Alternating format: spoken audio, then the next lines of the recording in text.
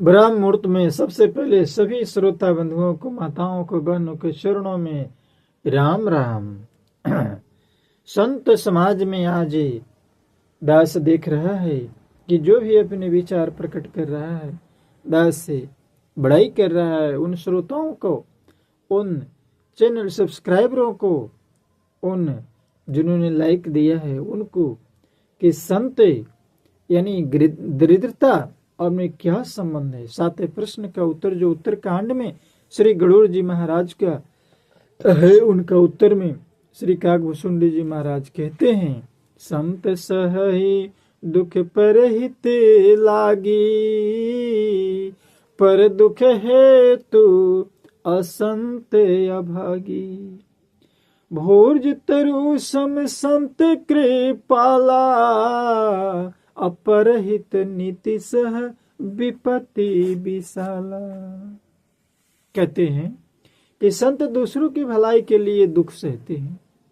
क्या करे दास, इस फटे पुराने वस्त्र पहन करके काम चलाओ वस्त्रों से अपने तन को, पैकिंग तो अच्छा है लेकिन अंदर के पैकिंग को ढकने का प्रयास किया। भागे संत दूसरों को दुख पहुंचाने के लिए।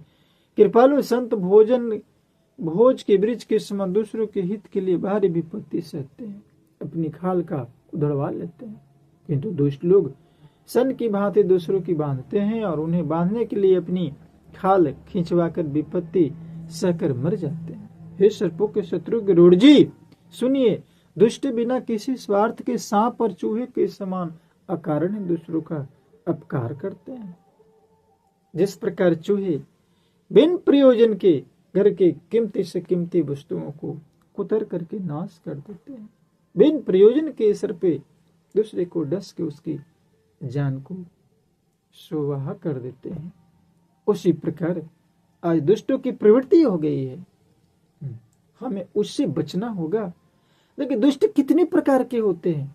हम कुछ प्रगति करना चाहते हैं, हम राष्ट्र के लिए, देश के लिए, समाज के लिए अनंत क्षेत्र है, उसमें हम अपने कुछ सेवा दे, लेकिन कुछ व्यक्ति नहीं, कुछ व्यक्तियों के झुंड उन्हें पीछे की ओर खींचना शुरू करते हैं। हमें बचना है, स्वाभिमान बनना है, चिंता नहीं करना है, चिंतन बनना है, चिंतनशील बनना है।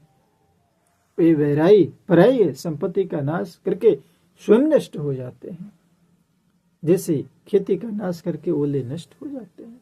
दुष्ट का अभ्युदय उन्नति प्रसिद्ध अधम ग्रह केतु के उदय की भांति जगत के दुख के लिए ही होता है, और संतों का अभ्युदय सदा ही